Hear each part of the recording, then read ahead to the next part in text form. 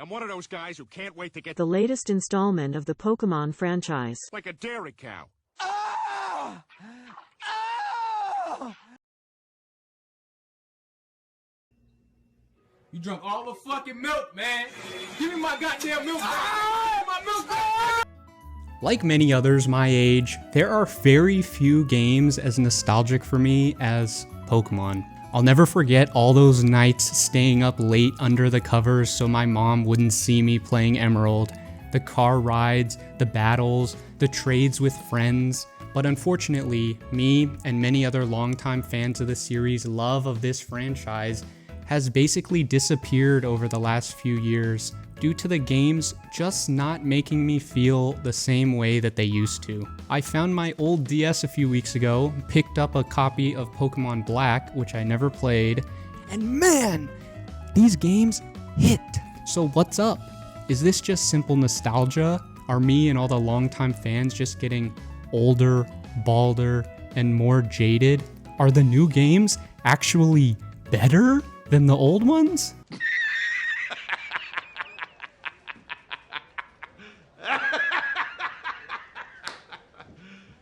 You serious? So this is my short little rant about Pokemon games, why they're bad now, what's wrong with Game Freak, and how this is a microcosm for something deeper that's been happening throughout the entire entertainment industry. So let's talk games. Very few games give the same sense of wonder as Pokemon. Collecting and building a team, exploring a new world, battling gyms. It's a timeless experience, but over time, these games have gotten... Oh no, This game is ass. no. It is ass. It can't be. I'm not saying the new games aren't fun, but bad. And you might say it's hypocritical of me to call a game fun and bad. Well, to that, I'd introduce you to one of the most goated games of all time, 50 Cent Blood on the Sand. 50 Cent, motherfucker. Fire in the motherfucking hole, bitches. Sometimes, the bad parts even make the game more fun, not in Pokemon. It's no secret that Pokemon games are horribly behind in terms of technology. Game Freak's technical ability makes Todd Howard and Bethesda's tech look like some sci-fi futuristic shit. When Switch titles from 6 years prior are absolutely blowing out Scarlet and Violet in terms of every metric, it's hard not to think that something's up with Game Freak.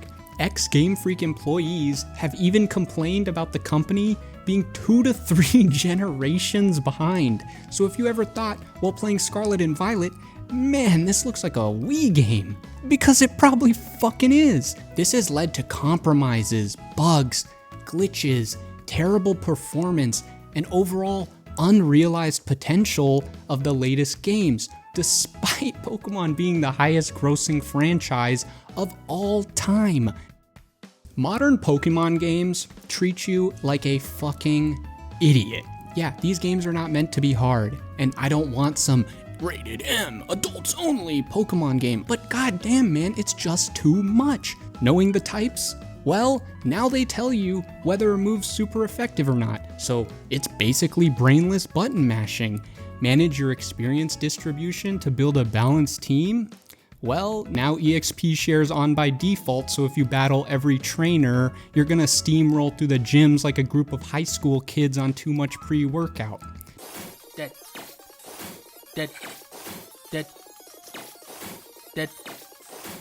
Double, triple battles? Come on.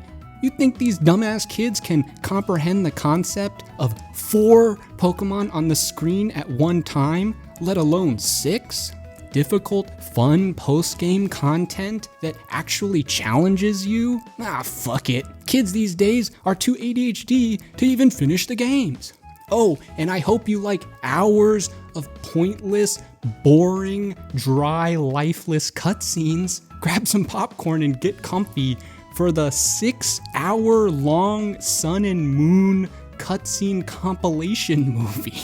Fuck, dude. What's actually frustrating is that this is clearly part of some scheme by the company to extract the complexity from these games. And so let me quote the director of the newer games. "We created a balanced game that was suited for our time and age, where everyone is very busy and young people have various means of entertainment. I'm sorry, but how the fuck does the generation that has been playing games since birth, the generation that has spent more time looking at an iPad screen than their mom's face, how is that the generation that needs an easier video game?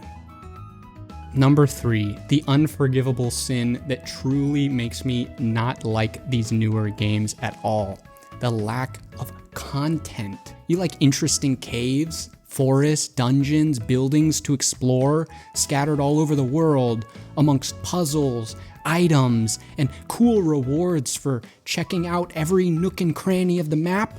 Fuck it. Make all the caves straight lines.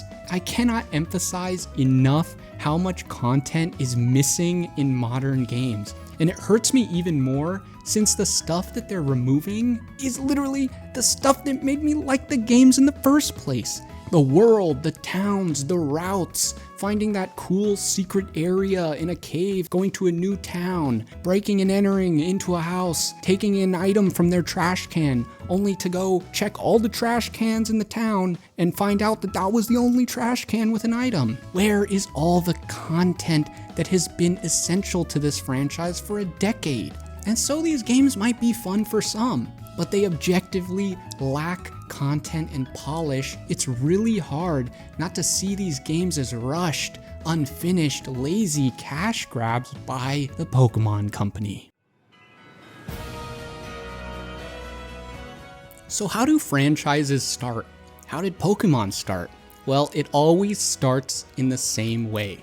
Nerds make something cool. Pokemon was created by these dudes over 6 years as a passion project and released as Red and Green in Japan in 1996. This company that formed would be called Game Freak, and they still develop the games today, whereas Nintendo is simply the publisher. The point is that these games were not some well-funded capitalistic endeavor, but passion projects by some dudes. Even today, there are still glaring bugs and glitches in the original Pokemon games. You can't really blame them though, because they were writing these games in goddamn Z80 assembly. They were trying to put a full open world that you could explore on a cartridge that could hold 1 megabyte of data. But I digress. What these games had was passionate nerds working on them, and that gave Pokemon a magic, leading to Pokemon blew up. The main creator, Satoshi Tajiri, is worth over $5.6 billion. And when billions are on the table, that's when the businessmen come to play. Once we've established a franchise as part of a company, it's now a corporate asset to be used to generate revenue. In other words, time to milk these fuckers.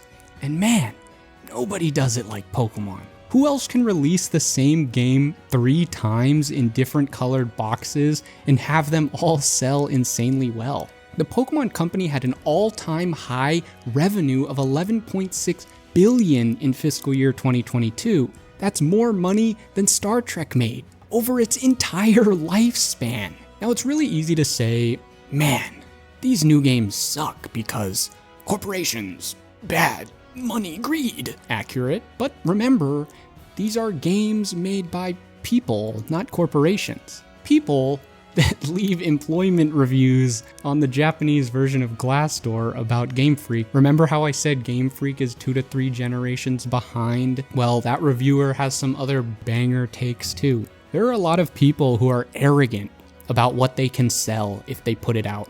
Positions are determined by flattering superiors. Other reviews mention how, no matter how late the development was, they wouldn't delay the release date. Oh, I can tell. It's a title that sells when released, so there's no reason to make an effort. True, dude. Even if you try hard to make the title better, it won't be appreciated. The correct answer is to just do the work you're told. Even if you do your best and make something good, it will be normal or unacknowledged. I think this strikes at the core of what the problem with a lot of modern franchises are. When the people with passion leave or go corporate, there's nobody left to give these products the love and care that they deserve. Have you ever heard of the expression cooked with love? Well, it applies to games too. This is why people loved Star Wars, Harry Potter, Lord of the Rings, Elder Scrolls, and the original Blizzard games. Game Freak doesn't even want to make these games. They literally talk about how they're committed to making other games in interviews. Like what, the highest grossing franchise isn't enough for you guys? But I must say, their latest game, Pocket Card Jockey Ride On, looks like an absolute banger, bro. That's why The Witcher Season 1 is good, but when Henry Cavill left, shit died. That's why Game of Thrones started so good, but when those dudes wanted to work on something else, just like Game Freak, mind you, it died. But as I said, Pokemon is peaking in terms of popularity right now.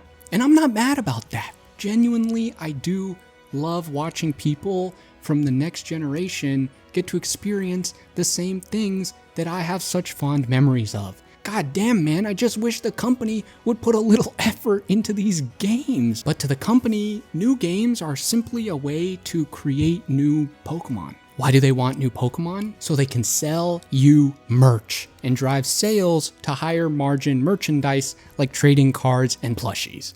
This is why the games can't be delayed, because it would mess up Pokemon Company's big global distribution network where they have to push out all the shit they want to sell you on the very same day.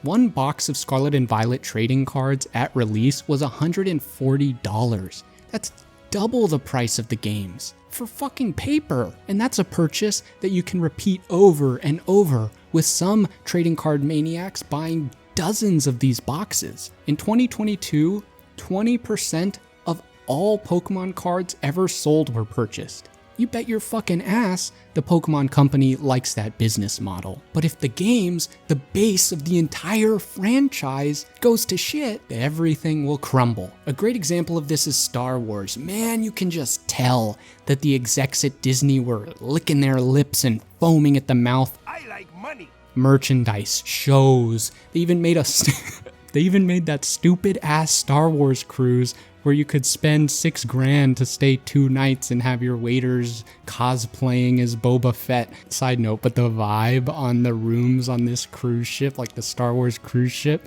remind me of this Boy Scouts trip I took where we spent the night on a Navy ship. Disney was absolutely ready to turn on an infinite money printer that would lead to endless profits until they killed the movies, which sent Star Wars into irrelevancy. They actually lost money on the last Star Wars movie. Do you know how fucking insane it is to say that a company lost money making a Star Wars movie? The point of this whole tangent is to show that yes, it's possible for these mega franchises to fail spectacularly badly. And I don't think that Pokemon is anywhere near its death, but I do think it's starting to head in the direction of a lot of these other franchises that just kind of killed themselves. I think if they keep releasing worse and worse games, eventually it will catch up to them. As a kid, I watched the anime. I had trading cards, but that didn't make me a lifelong fan of the series. It was these little goddamn cartridges. When I have children, I want to be able to go to GameStop, pick up the latest Pokemon game, and play it with my kid. And I don't want to sit there being sad and embarrassed that what my kid gets to play is so much worse and soulless compared to what I had when I was younger. Come on, put some effort into the games.